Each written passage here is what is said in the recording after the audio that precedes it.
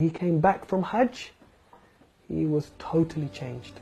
That Allah will allow some of us to hear these words, and we will hear these words. Enter.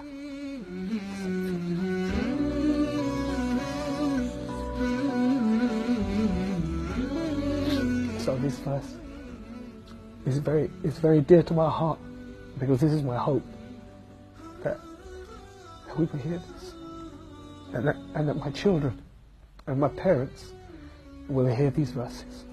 Inshallah. My name is Rahim Jung. I was born here in London, in fact only a few hundred meters from here. I've always lived in London all my life. My father came here from India in the 1940s, but his family were originally from Hijaz area of Arabia. But my mother's family are Irish. So my mother and father, they met here in London. My mother was Irish Catholic. So we were brought up in a very liberal family, not really following one faith or the other faith. In fact, following no faith. I went to work for one of the most famous record companies in the world, which was Motown Records. And at Motown Records, that was when I really started to mix with different people. So if I was to think about some of the people that I met, some of the people that I worked with Stevie Wonder. And Stevie Wonder is one of the biggest recording artists in the world. I was on the team that organised Stevie Wonder's 40th birthday party and the launch of his Jungle Fever album. And I worked on soundtracks to films. I worked on the soundtrack to Terminator 2. I worked on, in fact, many of the singles that I worked on went diamond, platinum. They had all those discs. For me, it was because of the relationship I had with my closest cousin and my friend. And we lived like this, two brothers, all the way up until 18 years old.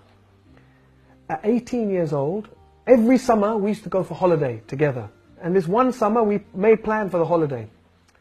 And he phoned me and he said, "I've got bad news, bad news." I said, "What?" He said, "I can't come on holiday." I said, "No, why not?" He says, "I have to go for Hajj." I said, "Oh my God." He said, "I know, what am I going to do?" I said, "I'll phone your mother." So I phoned his mother. I said, "Auntie, please, please don't send him, don't send him." She said, "No, he's going for Hajj. He's 18, he has to go for Hajj." I said, "No, please, we booked Hajj." She said, "No, he's going." He said, "What can I do? I'm sorry." So I went on holiday with my other friends. He went for Hajj. When he came back from Hajj, he was totally changed. Totally changed. He started to grow his beard. He stopped coming out with us. He wouldn't come anymore to the places where there was mixing and the place where there was music and all of this. He just started to practice his deen.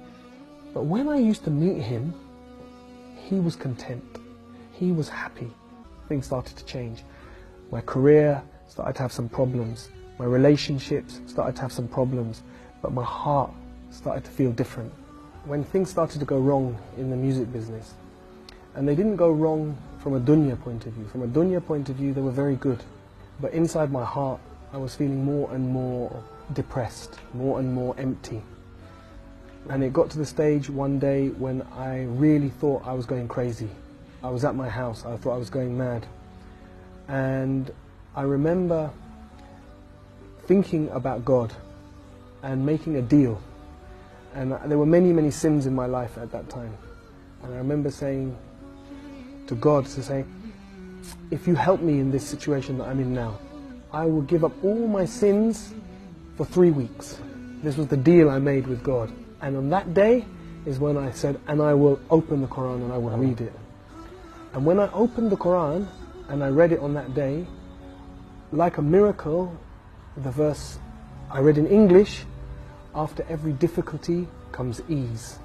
فَإِنَّ مَعَ الْأُسْرِ يُسْرًا إِنَّ مَعَ الْأُسْرِ يُسْرًا." And for me,